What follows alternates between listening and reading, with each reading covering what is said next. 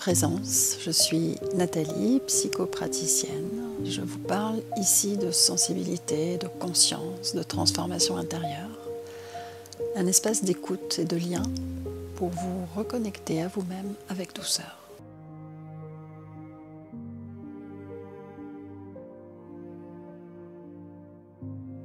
Bienvenue dans ce nouvel épisode de présence.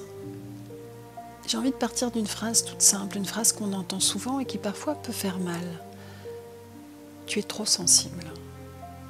C'est parfois dit comme un reproche, parfois dit sans intention de nuire, mais à partir de quelque chose qui se sent démuni. C'est dit par d'autres, c'est dit par nous-mêmes. Et je pense que ce serait intéressant d'apprendre à l'écouter autrement. Si au lieu d'un problème, cette sensibilité était une porte d'accès direct à soi. Ce trop sensible, par rapport à quoi? Ce trop, il est toujours relatif. Trop sensible pourquoi? Pour ce monde, trop ému dans certaines situations, trop réactif, trop touché, trop lent, trop compliqué, trop dans la tête, trop dans le cœur. Trop suppose une comparaison. Mais qui a fixé la norme?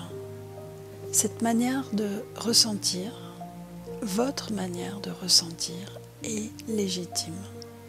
Elle n'est ni à corriger, ni un endroit de lutte. Elle est d'abord à accueillir et à comprendre. Le problème, ce n'est pas la sensibilité en soi. Le problème, c'est ce qu'on en fait.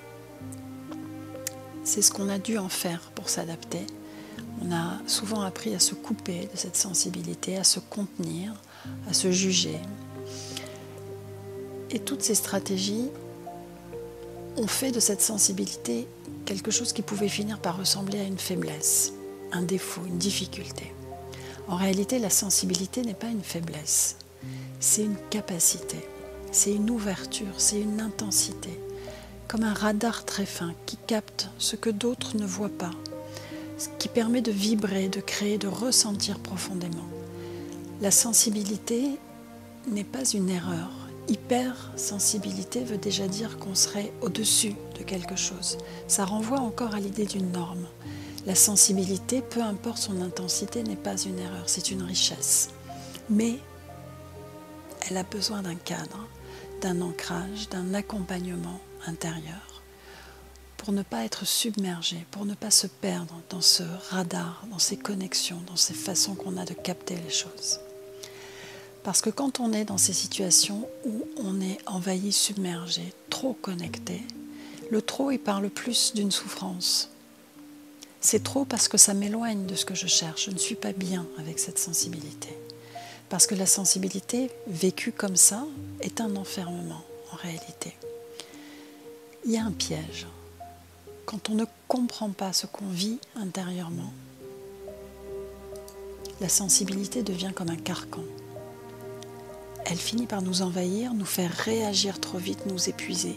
Et oui, parfois, reconnaissons-le, épuiser notre entourage. On se met à croire qu'on est trop pour les autres.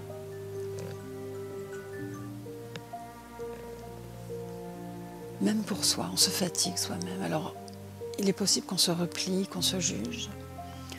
Pourtant, il existe une autre voie pour sortir de ce piège. Ça s'appelle la présence. La conscience. C'est ce que je propose dans mon accompagnement thérapeutique, une approche intégrative où l'on apprend à mieux se connaître, mieux se comprendre pour se libérer, reconnaître nos mécanismes de défense, reconnaître nos réactions, reconnaître nos pensées en boucle, apprendre à mettre des mots sur ce qui nous traverse.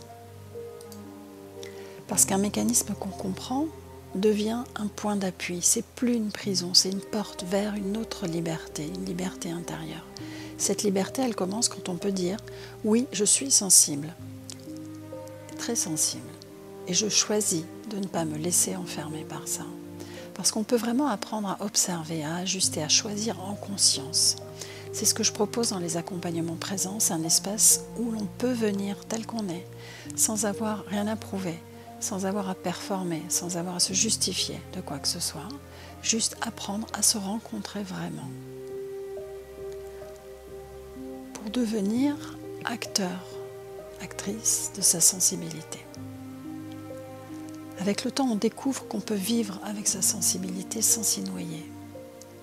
Il n'y a pas de fatalité, il n'y a pas de condamnation, il n'y a pas non plus quelque chose à imposer aux autres.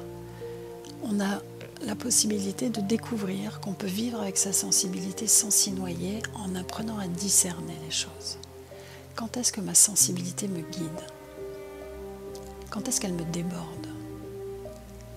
Est-ce que je suis en train de réagir par automatisme? Ou est-ce que je peux respirer, revenir à moi, poser un acte juste, apprendre à agir au lieu de réagir? C'est là qu'intervient notre pouvoir de présence. Parce que la vérité, pour tout vous dire, c'est que nous sommes bien plus vastes que notre sensibilité. Elle fait partie de nous, mais elle ne nous définit pas. Et ça, c'est un point essentiel. Cette sensibilité, cette grande sensibilité, fait partie de nous, mais ne nous définit pas. Ce qui nous définit, c'est notre capacité à être présent à nous-mêmes. Ce qu'on cherche tous, c'est de se sentir bien, c'est de se sentir en paix. Et on confond souvent la paix intérieure et le contrôle. Mais la paix ne vient pas de l'absence de sensation. La paix ne vient pas de ce qui est figé, contrôlé. La paix, ce n'est pas devenir froid ou distant. La paix, c'est un alignement. C'est quand ce qu'on ressent, ce qu'on pense, ce qu'on fait, ce qu'on dit, vont dans la même direction. Et cette direction, c'est le désir profond d'être heureux. Ou plus justement encore, le désir profond de se sentir en paix avec soi-même. Et ce n'est pas un idéal lointain, c'est une manière de s'habiter soi-même. C'est une manière d'être en lien avec ce qui est vivant en nous, ici et maintenant, sans jugement, sans condition. Et oui, c'est possible même avec une hypersensibilité, avec une sensibilité, avec une grande sensibilité, avec une finesse de connexion, surtout avec elle, peut-être, quand on apprend à s'en faire une alliée. Alors si ces mots résonnent en vous, sachez que vous n'êtes pas seul, qu'il existe des lieux, des espaces, des accompagnements où cette sensibilité n'est pas jugée, mais écoutée, respectée, mise en valeur. C'est ce que j'ai à cœur de proposer avec Présence, un espace thérapeutique doux, incarné, pour que vous puissiez retrouver votre boussole intérieure, mieux vous comprendre, vous accueillir tel que vous êtes, vous réconcilier avec vous-même et découvrir que la paix n'est pas cet idéal lointain, juste une manière de se relier à vous ici et maintenant. Merci pour votre écoute. Si vous avez envie d'en parler, de me poser une question, d'explorer un accompagnement, contactez-moi. À très vite.